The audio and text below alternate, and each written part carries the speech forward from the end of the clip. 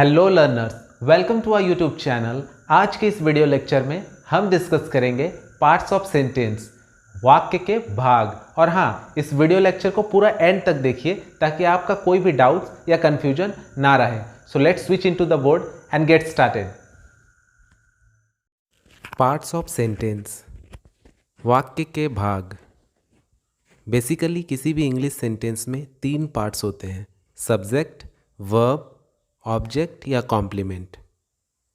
कोई भी वाक्य इन्हीं 3 पार्ट से मिलकर बना होता है। हर एक पार्ट को हम डिटेल में डिस्कस करेंगे ताकि आपका कोई कहीं कन्फ्यूज़न या डाउट्स ना रह जाए। हम सीक्वेंस को थोड़ा सा चेंज करके सबसे पहले वर्ब को देखेंगे, क्योंकि वर्ब किसी भी सेंटेंस का बैकबोन होता है, मोस्ट इम्पॉर्टेंट पार्ट होता है। ये इतना इम्पॉर्टेंट होता है कि वर्ब के बिना आप किसी सेंटेंस की कल्पना नहीं कर सकते हैं, किसी सेंटेंस का इमेजिन नहीं कर सकते हैं। वर्ब अपने आप में इतना पावरफुल होता है कि ये अपने आप में एक सेंटेंस है। एग्जाम्पल के लिए गो, ये एक वर्ड है वर्ब, जो एक कंप्लीट सेंटेंस भी है। तो इससे आप समझ सकते हैं कि ये कितना इम्पॉर्टेंट है और ये कितना पावरफुल है। तो सबसे पहले हम डिस्कस करेंगे verb, then subject and then object या कॉम्प्लीमेंट, ताकि कोई भी कॉन्सेप्ट को आप मिस ना करें, आपको अच्छे से समझ आ सके। फर्स्ट पार्ट हमारा वर्ब, क्रिया। A verb is a word और combination of words that indicates action और कंडीशन और स्टेट ऑफ बीइंग। क्रिया कोई शब्द या शब्दों का समूह है जो कोई काम, स्थिति या अवस्था को दर्शाता है या बताता है। उदाहरण से समझते हैं। शान्वी वॉक्स इन द मॉर्निंग, शान्वी सुबह टहलती है। यहाँ काम क्या है? टहलना। तो सिंपली टहलना वर्ड, वॉक्स वर्ड जो है वो वर्ब है। She is going to market, वह मार्केट जा रही है। यहाँ काम क्या हो रहा है? जाने का। सिंपली इज़ गोइंग यहाँ वर्ब है। ही ड्रैंक वाटर, वह पानी पिया। यहाँ काम क्या है? पीना, ड्रैंक। तो सिंपली ड्रैंक वर्ड वर्ब है। यहाँ सभी सेंटेंसेस में हमने देखा कि यहाँ कोई एक्शन हो रहा है और सारे एक्शन वर्ड ही वर्ब है।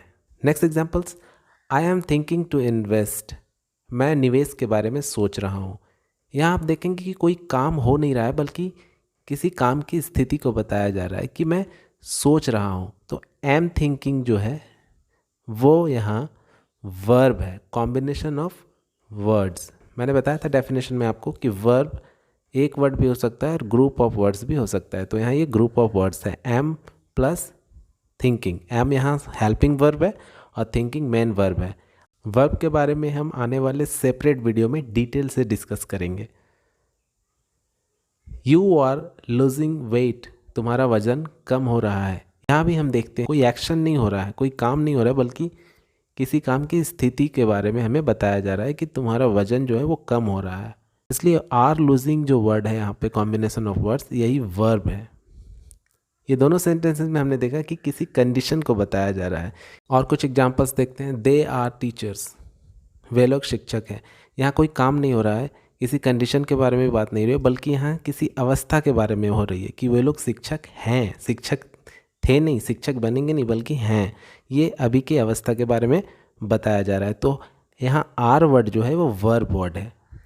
जिया वॉज अ सोल्जर, जिया एक सैनिक थी। यहाँ जिया के पास्ट के बारे में बताया जा रहा है कि उस पास्ट स्टेट के बारे में बताया जा रहा है कि जिया सैनिक थी, वो है नहीं बल्कि थी। तो यहाँ वाज वर्ड जो है वो वर्ब है। वी वर इल, हम लोग बीमार थे।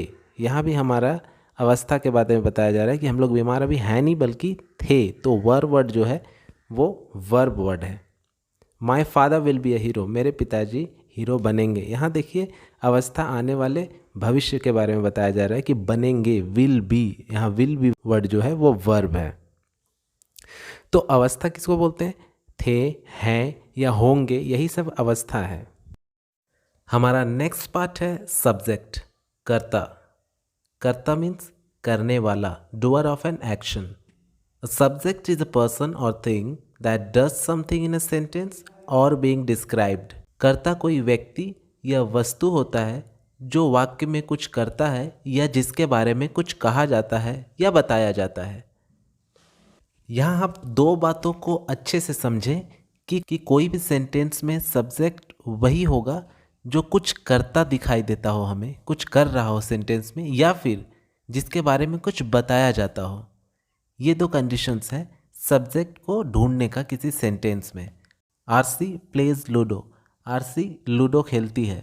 इस सेंटेंस में काम क्या है? खेलना, प्लेज, और काम करने वाली कौन है? आरसी, इसलिए आरसी वर्ड यहाँ सब्जेक्ट है। आरसी इज़ ब्यूटीफुल, आरसी खूबसूरत है। इस सेंटेंस में हम देख रहे हैं कोई काम नहीं हो रहा है बल्कि किसी के बारे में बताया जा रहा है कि कोई खूबसूरत है। कौन खूबसूरत है? किसके बारे में बताया जा रहा है? आरसी के बारे में। तो आरसी खूबसूरत है, इसलिए आरसी वर्ड जो है यहाँ सब्जेक्ट है। दोनों सेंटेंस में आप देखिए कि फर्स्ट सेंटेंस में हमें कोई कुछ करता हुआ दिखाई दे रहा है और वही करने वाला सब्जेक्ट है जो आरसी है।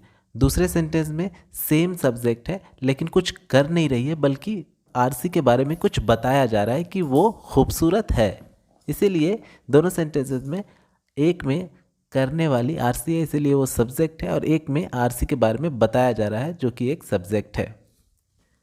और कुछ एग्जाम्पल देखते हैं। They have done the work, वे लोग काम कर चुके हैं। यहाँ काम क्या है? करना। करने वाले कौन है? वे लोग, दे, इसीलिए दे यहाँ सब्जेक्ट है।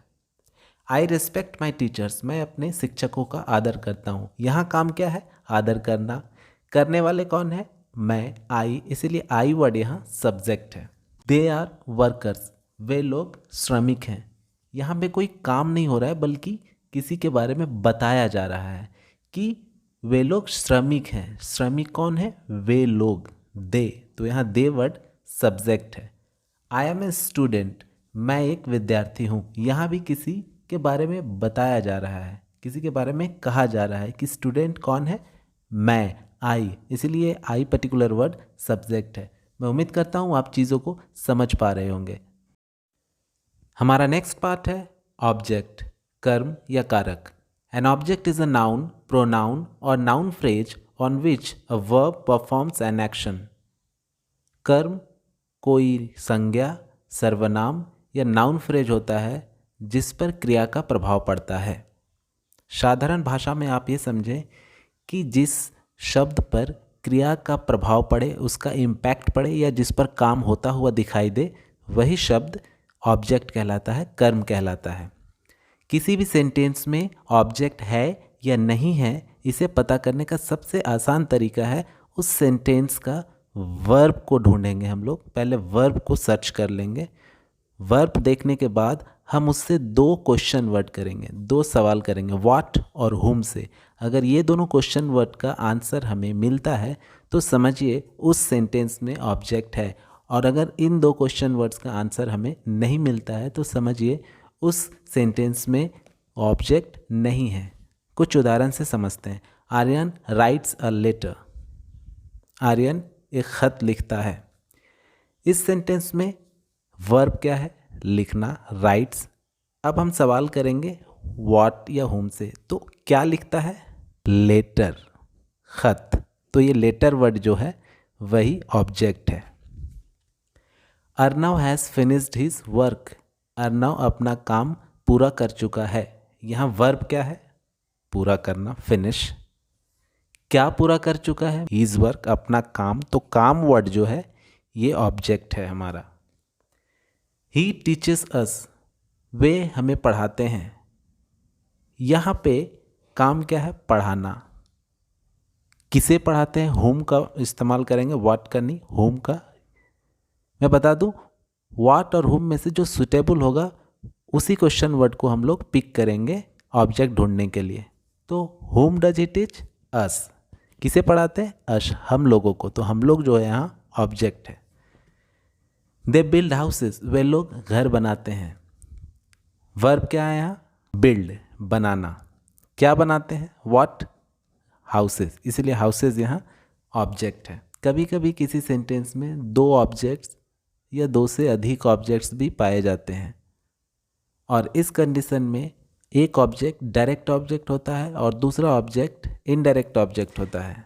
डायरेक्ट ऑब्जेक्ट को ढूंढने के लिए हमने आपको बताया था व्हाट और whom से आप सवाल करते हैं उसी सेंटेंस का वर्ब को देखकर। इनडायरेक्ट ऑब्जेक्ट को पता करने के लिए आप सेंटेंस का वर्ब को ढूंढकर फॉर या टू whom जैसे सवाल करके इनडायरेक्ट ऑब्जेक्ट को पता कर सकते हैं। एग्जाम्पल से समझते हैं। My father bought me a cycle, मेरे पिताजी मेरे लिए एक साइकिल खरीदे। यहाँ दो ऑब्जेक्ट्स आपको देखने को मिलेंगे। फर्स्ट हम डायरेक्ट ऑब्जेक्ट को ढूंढेंगे, तो सबसे पहले हमें वर्ब ढूंढना है। तो वर्ब क्या है? खरीदे। मैं पहले डायरेक्ट ऑब्जेक्ट को ढूंढता हूँ, क्या क्वेश्चन वर्ड का इस्तेमाल करते हुए, क्या खरीदे? साइकिल। तो साइकिल हमारा डायरेक्ट ऑब्जेक्ट है। और मैं इनडायरेक्ट ऑब्जेक्ट को ढूंढता हूँ, उन्होंने साइकिल खरीदे। किसके लिए खरीदे? टू होम, किसके लिए? तो मेरे लिए। तो मेरा वर्ड जो है यहाँ वो इनडायरेक्ट ऑब्जेक्ट हुआ। एक और एग्जाम्पल देखते हैं जो नेताजी सुभाष चंद्र बोस का बहुत ही फेमस कोट है, give me blood and I will give you freedom. तुम मुझे खून दो, मैं तुम्हें आज़ादी दूंगा। इस सेंटेंस में दो सेंटेंस हैं, दो पार्ट हैं। First sentence give me blood, दूसरा sentence I will give you freedom. दोनों सेंटेंस में हम लोग एक एक करके देखेंगे कि ऑब्जेक्ट कौन कौन है। फर्स्ट पार्ट में हम लोग देखेंगे गिव मी ब्लड। इसमें वर्ब क्या है? गिव। देखिए गिव एक बेस वर्ब है, मेन वर्ब है, और इसके पहले कोई सब्जेक्ट नहीं है। मैं बता दूं, इस तरह के वर्ब इम्पेरेटिव सेंटेंस कहलाते हैं। अगर आप मेरा इम्पेरेटिव सेंटेंस वाला वीडियो नहीं देखे हैं तो आप चैनल पे जाके उस वीडियो को देख सकते हैं। तो गिव मी ब्लड, यहाँ वर्ब क्या है? गिव। अब इससे हमें सवाल करना है, गिव व्हाट, क्या दिया? ब्लड दिया। तो ब्लड जो है यहाँ डायरेक्ट ऑब्जेक्ट है। फिर गिव टू हुम, किसे दिया? मी, मुझे दिया। तो यहाँ मी वर्ड इनडायरेक्ट ऑब्जेक्ट है। वैसे ही सेकेंड पार्ट में हम लोग देखते हैं, आई विल गिव यू फ्रीडम में वर्ब क्या है? गिव। सेम है, गिव व्हाट? फ्रीडम, स्वतंत्रता। तो यहाँ फ्रीडम वर्ड डायरेक्ट ऑब्जेक्ट है। एंड गिव टू हुम, किसे देना? तुम्हें, यू। यहाँ इनडायरेक्ट ऑब्जेक्ट है यू। हमारा नेक्स्ट और लास्ट पार्ट है कॉम्प्लीमेंट, पूरक। मैं बता दूं, सेम मिलता जुलता एक और वर्ड है कॉम्प्लीमेंट, COMPLIMENT, जिसका मतलब होता है प्रशंसा करना। तो आप कंफ्यूज नहीं हो जाए, इसका स्पेलिंग है COMPLEMENT, कॉम्प्लीमेंट, पूरक। कंप्लीट वर्ड से बना है कॉम्प्लीमेंट। तो कॉम्प्लीमेंट पूरक होता क्या है? A complement is a word, phrase और clause that is used to complete the meaning of a sentence और adds extra information in the sentence. पूरक कोई वर्ड होता है, फ्रेज होता है या फिर क्लोज होता है जिसका इस्तेमाल वाक्य के अर्थ को पूरा करने के लिए किया जाता है या फिर वाक्य में अतिरिक्त इंफॉर्मेशन को ऐड करने के लिए किया जाता है, अतिरिक्त जानकारी को जोड़ने के लिए किया जाता है। उदाहरण के लिए हम देखते हैं, Monu is a teacher, Monu एक शिक्षिका है। इस सेंटेंस में अगर मैं मोनू इज इतना में ही सेंटेंस को एंड कर दूं तो ये इनकम्प्लीट सेंटेंस है, इसका कोई मतलब नहीं निकलता है। इसीलिए इसका कंप्लीट मतलब निकले, इसलिए इसके एंड में हम लोग अ टीचर ऐड करते हैं ताकि इसका इनकम्प्लीट मीनिंग कंप्लीट हो सके। और इसीलिए अ टीचर वर्ड कॉम्प्लीमेंट कहलाता है, पूरक कहलाता है, क्योंकि इसका अधूरा वाक्य को पूरा करने के लिए इसमें जोड़ा गया। Monu is a teacher, Monu एक शिक्षिका है। दैट इज़ माई पेन, वह मेरा पेन है। दैट इज़ तक अगर मैं फिनिश कर दूँ सेंटेंस को तो ये सेंटेंस कहलाएगा ही नहीं, ये इनकम्प्लीट है। इसीलिए इसको कंप्लीट करने के लिए माई पेन नाम का ग्रुप ऑफ वर्ड्स को ऐड कर दिया, और ये group of words complement part है। ही इज़ अ लीडर, वह एक नेता है। यहाँ भी देखिए ही इज में अ लीडर ऐड करने के बाद इसका मीनिंग कंप्लीट होता है, और इसीलिए ये कॉम्प्लीमेंट है, a leader. They are sitting under the tree, वे लोग पेड़ के नीचे बैठे हैं। यहाँ पे दे आर सिटिंग में फुल स्टॉप लगा के मैं इस सेंटेंस को एंड कर सकता हूँ और एक कंप्लीट मीनिंग भी देता है। लेकिन इस सेंटेंस में मैं एक्स्ट्रा इन्फॉर्मेशन ऐड कर दे रहा हूँ अंडर द ट्री लास्ट में जोड़कर, ताकि इसके मीनिंग को और मीनिंगफुल बनाया जा सके। वे लोग बैठे हैं, लेकिन मैं अंडर द ट्री, पेड़ के नीचे वर्ड को ऐड कर दिया, ग्रुप ऑफ वर्ड्स को, और फिर मैं इसके मीनिंग को इन्हेंस कर दिया और बेहतर बना दिया। वे लोग पेड़ के नीचे बैठे हैं, इसलिए अंडर द ट्री जो हुआ एक कॉम्प्लीमेंट वर्ड हुआ, पूरक वर्ड हुआ, क्योंकि एक्स्ट्रा इन्फॉर्मेशन ऐड हुआ और इसके मीनिंग को और इन्हेंस किया गया यहाँ पे। You cook food in the kitchen, आप किचन में खाना बनाते हैं। यहाँ पर भी you cook food full stop लगा के सेंटेंस को कंप्लीट किया जा सकता है। But in the kitchen last में ऐड करके इसके इन्फॉर्मेशन में एक और इन्फॉर्मेशन ऐड कर दिया ताकि इस सेंटेंस का एक्सप्रेशन और बेहतर हो सके और इसे अच्छे से समझा जा सके। तुम किचन में खाना बनाते हो, तुम खाना बनाते हो सेंटेंस है कंप्लीट, बट तुम किचन में खाना बनाते हो ये कंप्लीट सेंटेंस है और बेहतर तरीके से इसे समझा जा सकता है इस सेंटेंस को पढ़ के कि तुम कहाँ बनाते हो, किचन में खाना बनाते हो। तो एक पर्टिकुलर मीनिंग को इन्हेंस किया गया है। I take my dinner at 10 PM। I take my dinner ये कंप्लीट सेंटेंस है, बट एट 10 PM ऐड करके मैंने इसके मीनिंग को और इन्हेंस किया है। तो इस तरह से एट 10 PM ये एक कॉम्प्लीमेंट वर्ड है। उम्मीद करता हूँ अब आप सब्जेक्ट, वर्ब, ऑब्जेक्ट और कॉम्प्लीमेंट को अच्छी तरह समझ पाए हैं। वीडियो पसंद आए हो तो चैनल को सब्सक्राइब करें, साथ ही बेल आइकन को प्रेस करें अपकमिंग लेटेस्ट वीडियो के नोटिफिकेशंस के लिए। Thank you.